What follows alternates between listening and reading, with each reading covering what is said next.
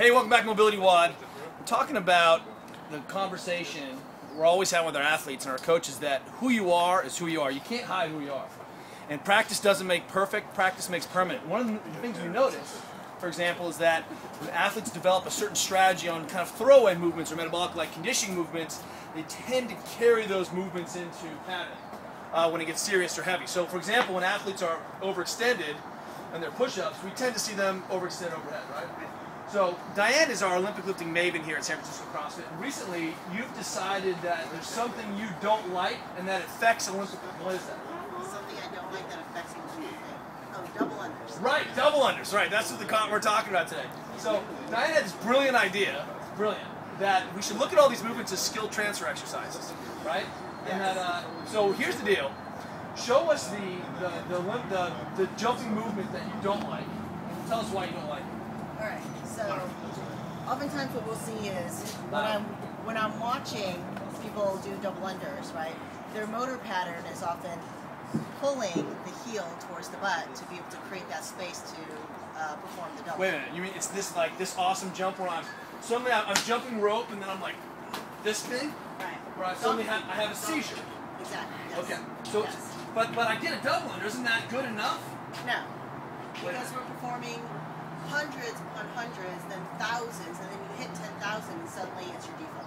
So if I practice this, what do you think? What are you saying happens? Right. I don't need to watch you weightlift. I know probably when you're pulling that bar off the floor and you are jumping into your receiving position, chances are you're going to pull that heel up.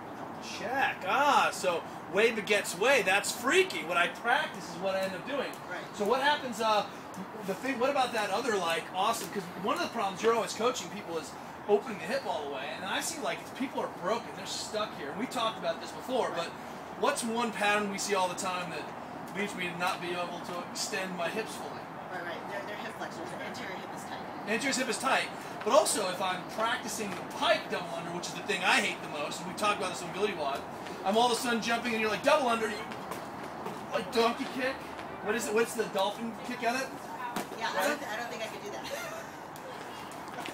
So the issue is that you're saying that if I'm a weightlifter or I'm using weightlifting, I should be thinking about jumping. Right. We want to be able to hit that nice, clean triple extension position. What's that look like? With the rope, without the Oh, rope? come on, Di! You gotta do it on camera, or it doesn't count. Doesn't count. All right, guys, here we go. Look, butt is tight, straight up and down, opens the hip, sets the shoulders back. In fact, pause for a second. Could you put yourself in a better extension? Better extension? Shoulder extension. So shoulders are set in the back of the socket, which is exactly the high hang. And if you just flipped your hands over, that's basically the high hang position, isn't it? It's in the same position again. Hips, butt is squeezed, hip is at full extension, shoulders back, and then just release the... So what you're really asking me to do is practice hitting this full position. Instead of 1 or 0, can I perform the movement or not? Correct. The mind of the Foo. Foo Bar, coming soon to a blog near you. Foo Barbell. Thanks, Doc. Thank you. See you guys tomorrow.